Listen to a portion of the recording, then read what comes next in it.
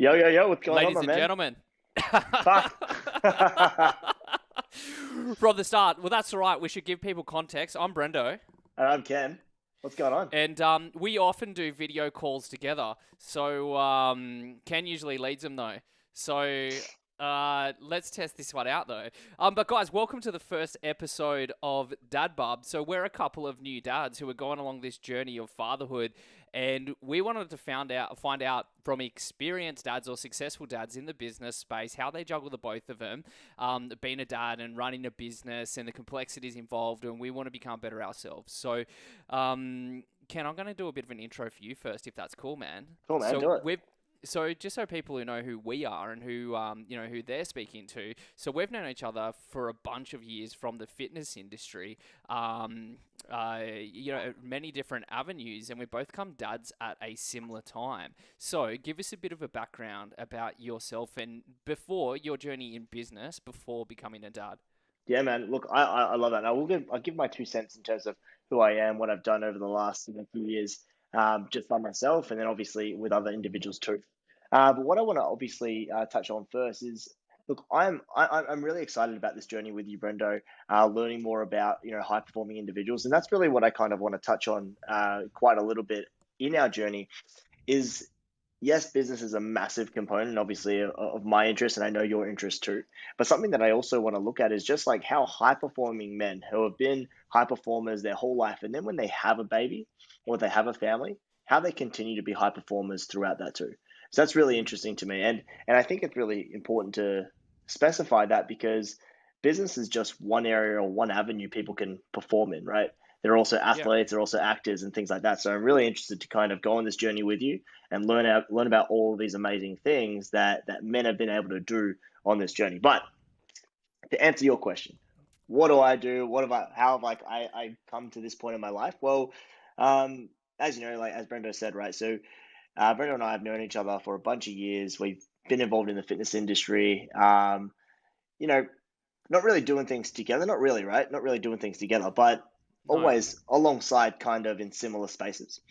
And I've always been, I suppose, call it a high performer in the way I've lived my life. And I'm only still young-ish, but you know, I think back to a high performing mindset when I was young, and I was in primary school, and I was one of the top athletes in primary school in reference to like athletics. And I was really freaking out about moving into high school because in primary school, like 60 people in your cohort. When you go to high school, there's like 200 people, 300 in your same year.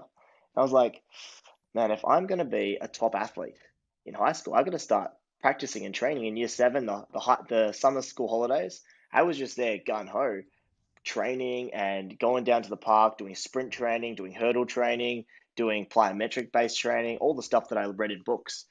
And my whole mindset was like, how can I be the best I can possibly be in a world that I don't know how to compete in because I had no idea who my competition was moving forward into obviously high school.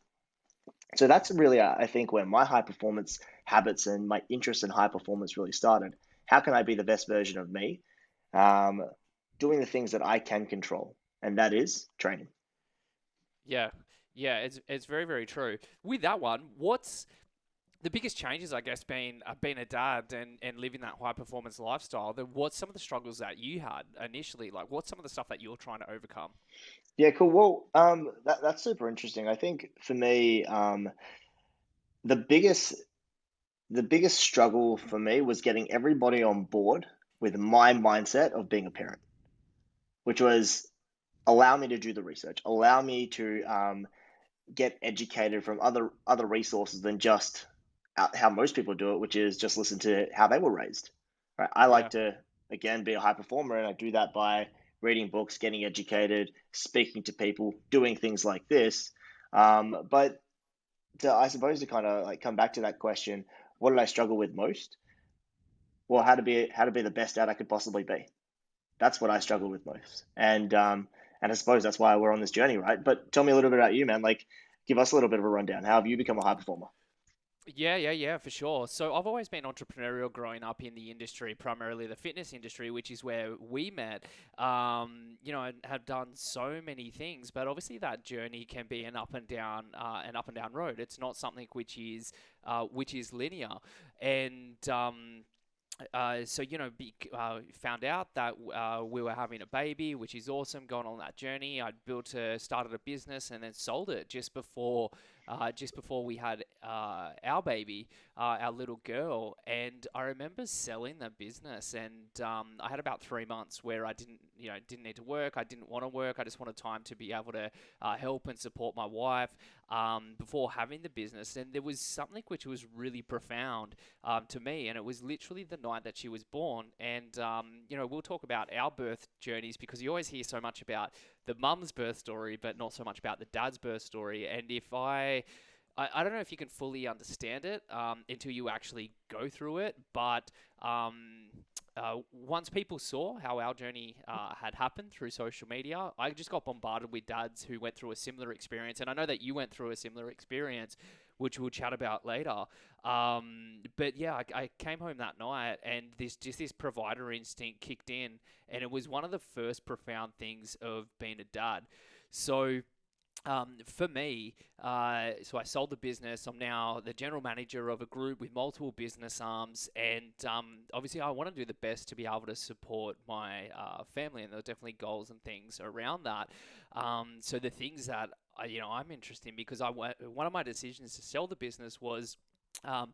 I wanted to be there and I wanted to be present because I didn't want to look back in 3 or 4 years and mentally had been checked out and then miss possibly our only child's first years of life. So I didn't want to have that regret. So that was a part of that was a part of my decision at that point in time.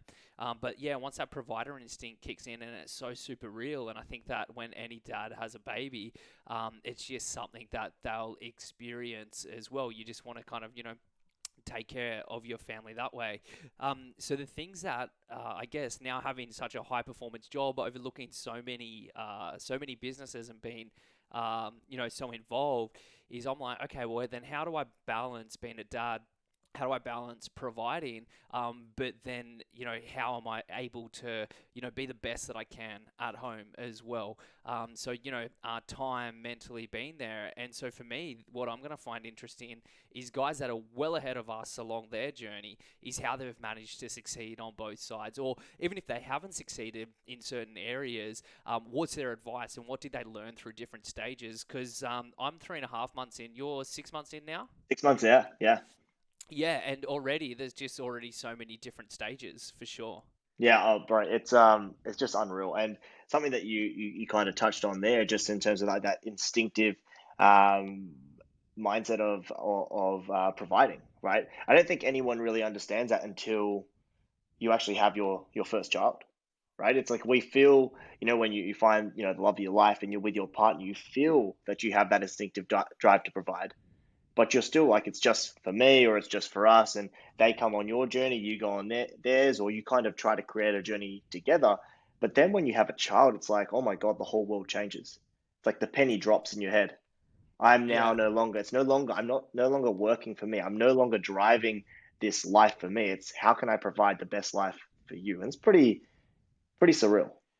Yeah, it's definitely one of those profound moments. So going from that, we both had babies at a similar sort of time. We've both been connected through the marketing world, and the business world. And then you reached out and you're like, "Hey, man, we're both on this journey. We're both similar sort of people, and what we're trying to achieve. This is what I want to know. Why don't we create this thing and get this information?" And so a little bit about DadBUB. So what? Out of this journey, so we're going to be interviewing a whole bunch of high performing dads. What's some of the things that you want to know? I want to know, um, number one, if they were high performers before they were a dad, how do they maintain that throughout their career? Or how do they maintain that into their parenting life? The number two thing I want to do is like I want to learn is how I can be a better parent. Like I'm doing this to better educate other men out there in and around the world, but also selfishly for me. Mm, You know, by having a podcast, by having this opportunity, especially with yourself, for us to leverage our connections, just to have 30 minutes to an hour of someone's time to learn about them, most people don't really want to talk about that. But when it's on a podcast setting, that people are really, really happy to have that conversation. So for two reasons. Number one, to educate the world about how to be better parents, but also for us, how I can be like selfishly motivated to learn the best things so I can be a top performer in my field. What about you, bro? Like, you must have your own kind of motives here as well. Yeah, for sure. I think just being able to speak and be able to learn with these people, and like I said, that are so far further along the journey. Their kids might be older, but with that wealth of knowledge, just being able to pick up and be able to learn, just to become the best that we can be, to have fun along the way as well. I'm sure that some of these conversations are going to be awesome, and then just to help other people as well, from right up until going through pregnancy to having the birth to changing your first nappy to probably the most profound experience I've had so far, which is looking my daughter in the eye and then seeing something so familiar and then realizing, oh, these are my eyes and I've been looking at them for 36 years, but she's got my eyes. Hmm. And those experience and just letting dads to be, or dads who are at an early stage, or just a community of dads who want to be high performing, to share that journey. I think there's so much out there with boss mums and mothers who are providing valuable information, but there's not a lot for dads. So if we Hmm. can provide valuable content, which is informative, educational, and entertaining for the guys, and we're meeting great people and hearing great stories along the way, then I think that this is going to be an awesome thing for both of us to journey on. Yeah, it's gonna be a rocker. And I love, calling it a journey is it's exactly that because I'm assuming the more we do this, the better we're going to get, the better our interview skills are going to be. So stick with us, guys. It's going to be an awesome journey. That's awesome. Thanks, guys. All right, bro. All the best.